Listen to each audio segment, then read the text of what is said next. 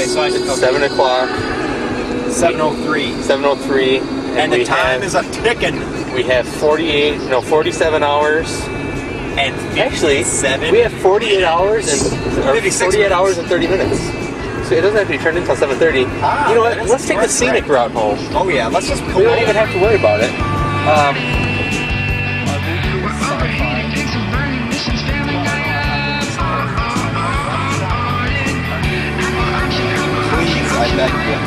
Please, I beg you. It's all now, wait, down. where do I go? Am I supposed to be going right here? No.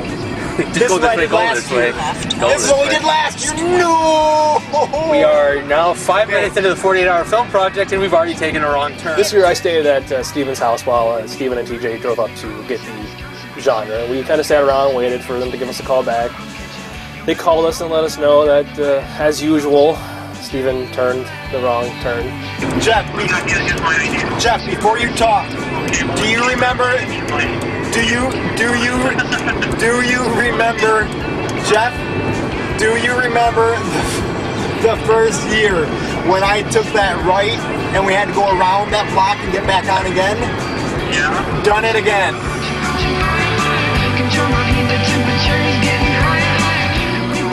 My gas light just came on, just warning you. You need to get gas.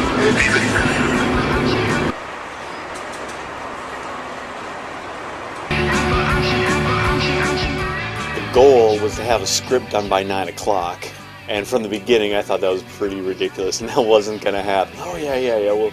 So I scheduled like 2 hours to write a script, or at least have an idea of a script. I thought we were one of the faster teams to get scripts done, and usually had it done by midnight, and this time it dragged on and on and on. But when we got sci-fi, we had no idea where to go with it. I was leaning way more towards doing like green screen. You know, we had a pretty good ideas to and fro of what we want to do with that, and there in the middle of it all, Steven's like, let's go like a B science fiction movie. People are showing up now because it's way past the deadline.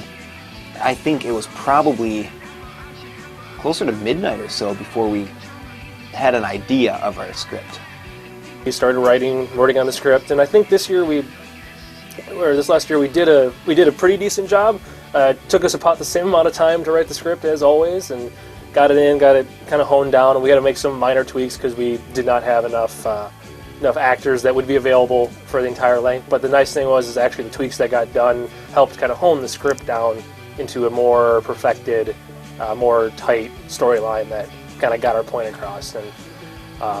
And because every year we seem to try to do something different, we decided to make a all-out 50s B movie in every way, every possible way. The way it was filmed, make it black and white, make it full screen, even do cheesy special effects. That angle right this.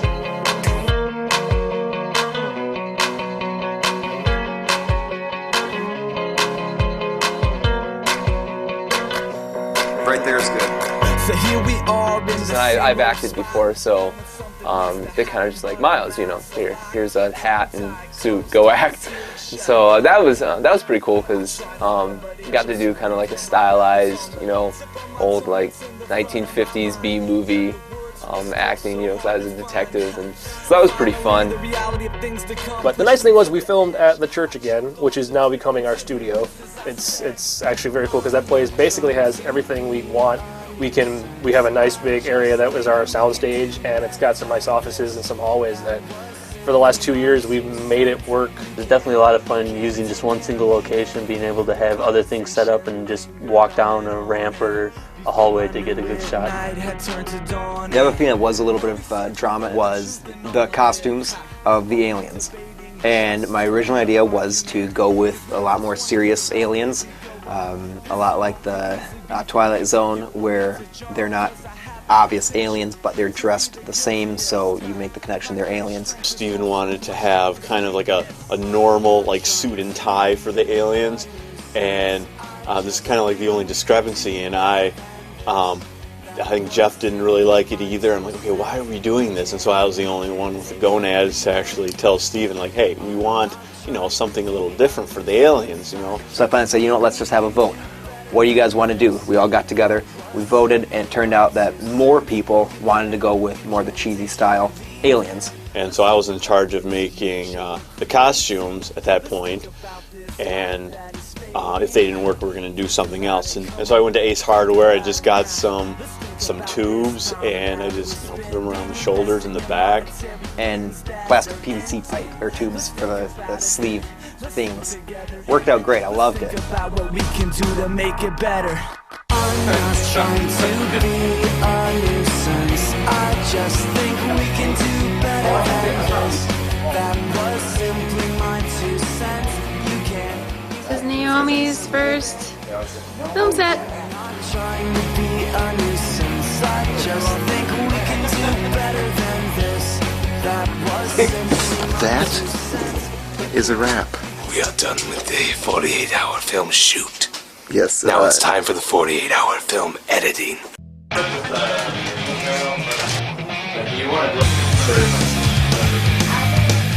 The editing, as we did last year, Cameron is the main editor. She did all the editing. She had the laptop at the church with an external drive where we'd shoot a whole scene or a whole set of scenes, a whole bunch of angles, give her that tape, we'd grab another tape, she'd start digitizing it, and she'd be looking for missing scenes or missing angles. She'd lean in and say, hey guys, I need this angle, and if it was something on our shot list, I'd say, okay, we're getting that, or it would be something like, oh, I forgot about that, or there was something that was wrong with that take, so we could get that real quick. So that helped a lot. I was in charge of making any kind of titles, the credits, the opening credits, the titles, and just gonna have a placeholder. And the first thing that came to my mind was unknown. The title is unknown at this point, and popped in my head Spectre, and everybody liked it, so we just kept it. Luckily enough, I'm a little bit creative, or else the movie would have been called Placeholder.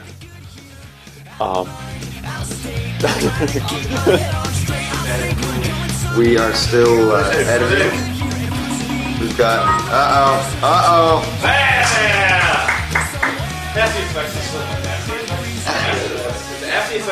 A lot of us had very little sleep, but I wasn't thinking clear at all. Every single one of these festivals, by the second or third day, I'm starting to get delusional, and I lose my words and I get really confused.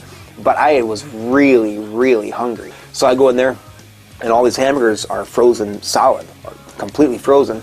So I grab a fork first, and I try prying them apart with a fork.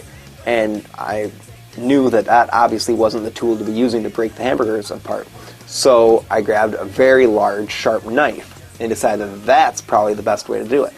And if you go this way, you don't get much force. So I decided, with very little sleep, the most obvious way to break the hamburgers apart would be to place one hand here for the knife here, so that you're using your force to break them apart. It's 1:30. I'm heading to the emergency room to get stitches in my hand. I started pushing, and immediately it goes through. I busted the hamburger apart right away. He was pretty excited about it. He wanted to film every second of it, so the camera went to the hospital. Immediately, I knew that was a stupid thing. As soon as he opened up his hand, he had a camera there to film what was going on. It's actually soft bleeding, isn't it? Yeah. A little bit. Although it's a big flap. You need to go. Still. Okay. This year, the best part was the 1 o'clock wake-up call from Jeff on Sunday afternoon, saying, "Hey, we need you at the house right away." And I thought it was only like 10 o'clock, and then I was like, "Why? What's up?" He's like, "Steven's at the hospital," which really didn't come as a big shock to me at all. The doctor comes in, the guy who does the stitches on me. He said, "What happened?" I explained that I was cutting hamburger buns apart, or hamburger. Wasn't cutting the hamburger buns apart. That would have been even crazier.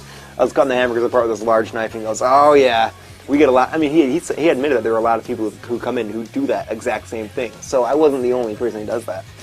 But anyways, I explained that I cut myself breaking the hamburgers apart, and he goes, "Oh yeah," and while you're doing that, you know this is not a good idea.